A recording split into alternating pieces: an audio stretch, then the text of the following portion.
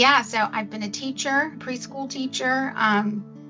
I've been a graphic designer / PowerPoint assembly person for a global management consulting firm in New York City for years at the beginning of my career. I started out as a journalist. I was an English major, and I have a BFA in creative writing. And then I did photography, portrait photography, for about 10 years, part-time, freelance, while I was raising my son with my husband here in Oxford, Ohio. I would say it's like a melding of the mind and the heart. And so it's fascinating, stimulating work.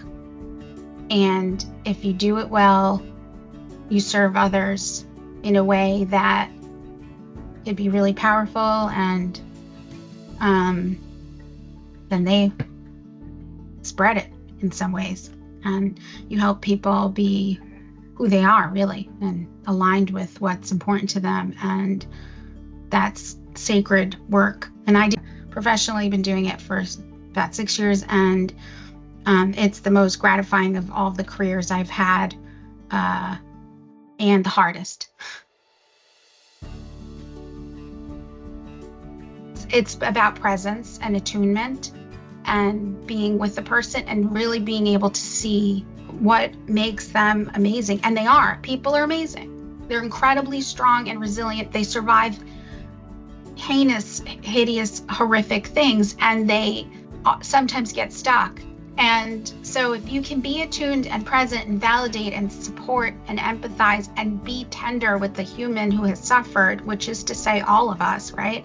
We all can do more of that simple task of active listening and reflective listening. And like, we all just need to stop and connect more.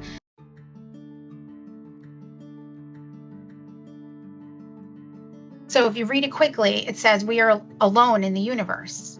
I mean, it would be misspelling the word alone. But if you look closely, you see we are all /one in the universe. But what I love about it is it really encapsulates dialectical work, paradox. It encapsulates how when we're depressed, we are all alone in the universe, and we're also all one in the universe. That both things are true, and mostly we are one. And when we're depressed and anxious, we tend to isolate and avoid. That's what we want to do. And part of that makes sense. And sometimes you do need some solitude and time to reflect and be not overstimulated and with yourself. And I fully support that. But we tend to over-isolate and over-avoid. And then that creates huge problems, because what do we need most when we're depressed and we're anxious?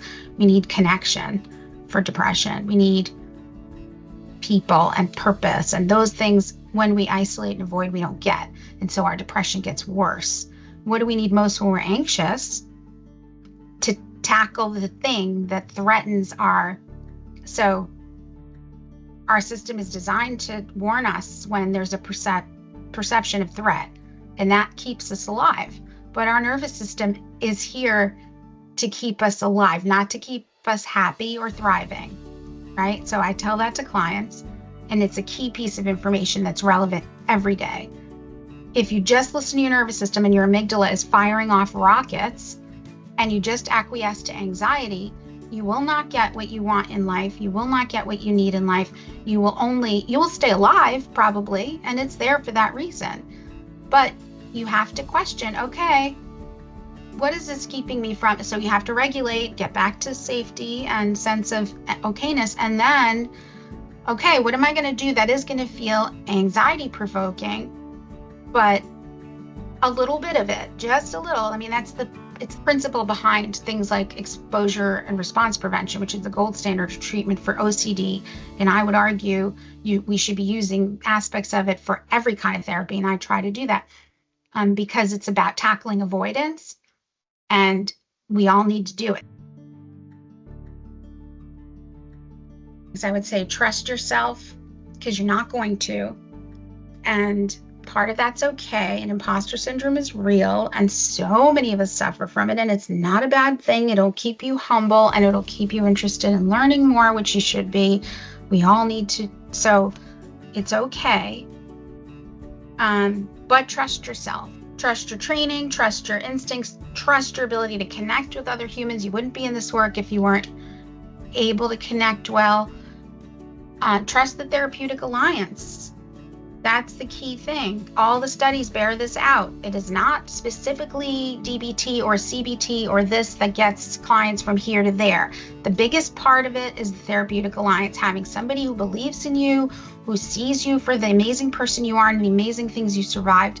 And you're not treating symptoms, you're treating humans, and they're no different from you. And to remember that.